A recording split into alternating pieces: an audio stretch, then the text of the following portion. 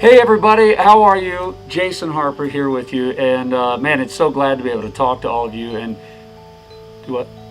What? I don't have to wear them. Oh, woo! Okay, that's way better.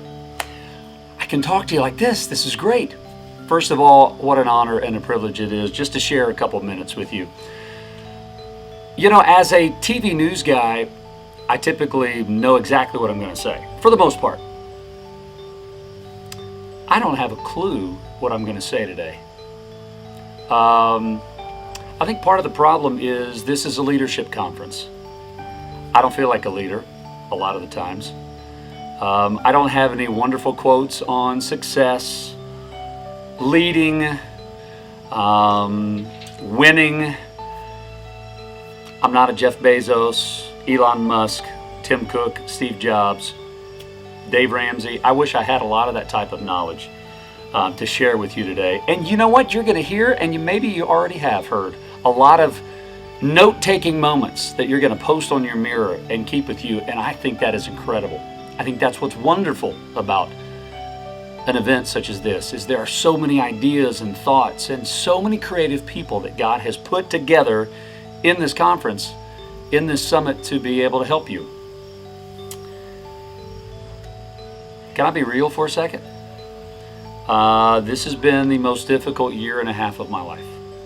I'm 44.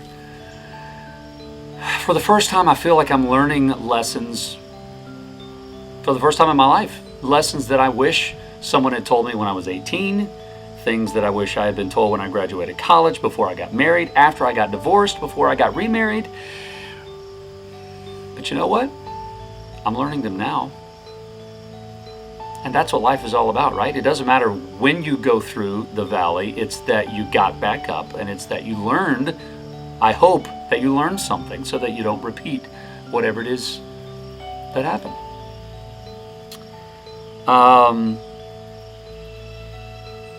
I guess if there's one thing I could say is be authentic.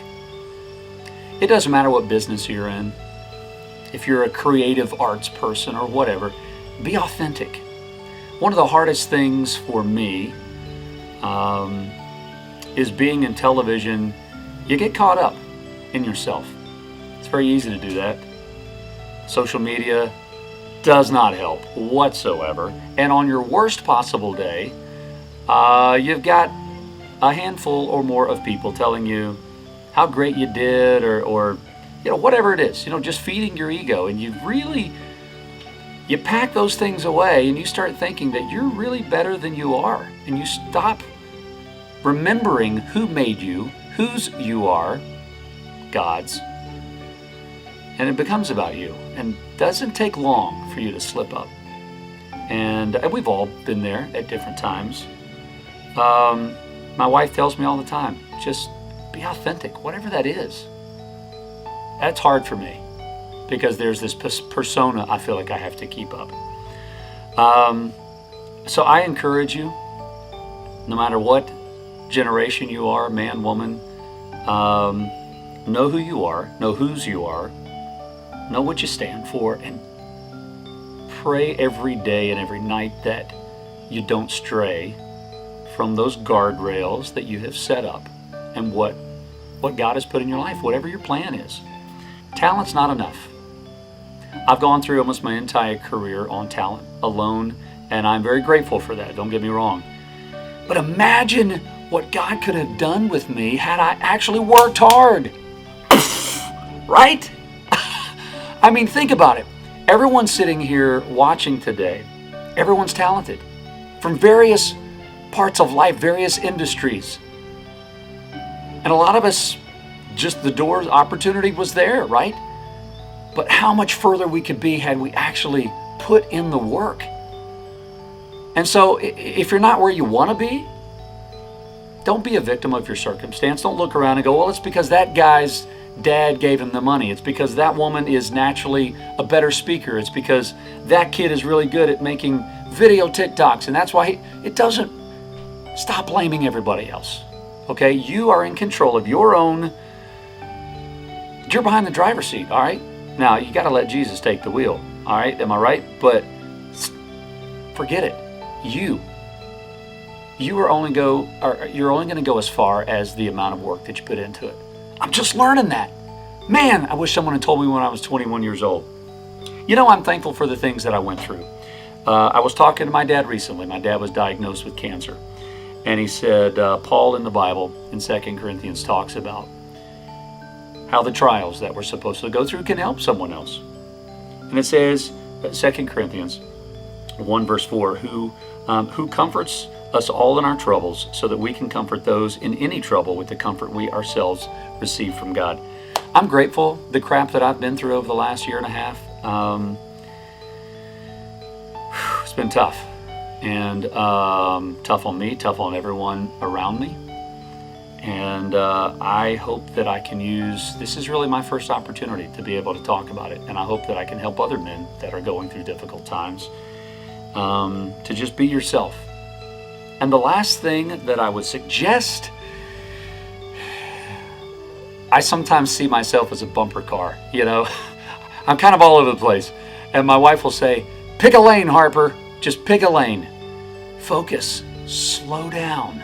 We live in this world of instant gratification, and even microwaves take too long. When you're faced with something, whether it's a huge decision in your business or your family or a personal life, or you get a diagnosis or whatever, don't jump right to, okay, here's what I'm going to do. A lot of you are wired that way. Great. Some of the greatest leaders today, they stop and they pause and they reflect. Now, I am talking about Tim Cook, Steve Jobs, Elon Musk. The list goes on. Jeff Bezos. They practice silence before they make a decision or before they speak. What a concept. I don't do that. They're successful. They stop and pause in silence, awkward silence. They're successful over here. I'm over here. I don't do that. Maybe I should do that. Let's try it for a second. Okay, you ready? So here comes an idea. Here comes something that's brought in front of you. Here comes an email you weren't expecting or a text.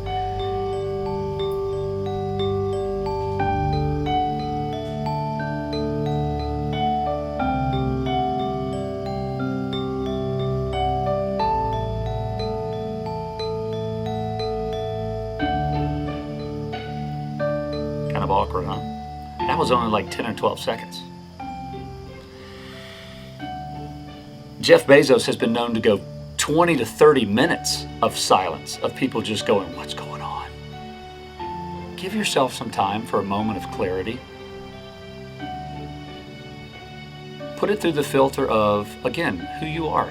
What do you stand for? What track are you on in life and in business? And maybe I'm going to take this decision and see it through that lens before I make a hasty decision. Maybe. It's not always going to prove to be the right decision. But at least you can look back and go, you know what, I made the wrong decision, but I did think about it. I weighed all my options. Anyway, that's just some of my advice to you. The fact that we're doing this together, listen, when your brother and sister's down, we can all reach around and lift each other up, right? That's what community is all about, even in 2020. I wish you all well.